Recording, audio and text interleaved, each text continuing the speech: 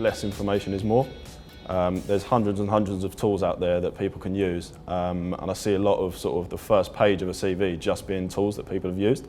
What really stands out is breaking down the company, what you did there, what you achieved, what were your sort of personal benefits.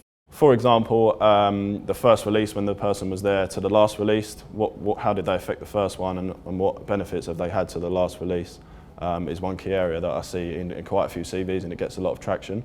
Just things that show you're different, that you haven't just showed tools that you've used, you've actually showed how you've affected and benefited the company. As well as that, just keep it brief on the sort of programming languages you've used. A lot of people will list all the stuff they've used over their past sort of 5 to 15 years of a career. I think if you're applying for roles that specialise in one area, you need to demonstrate that your skills focused on that area.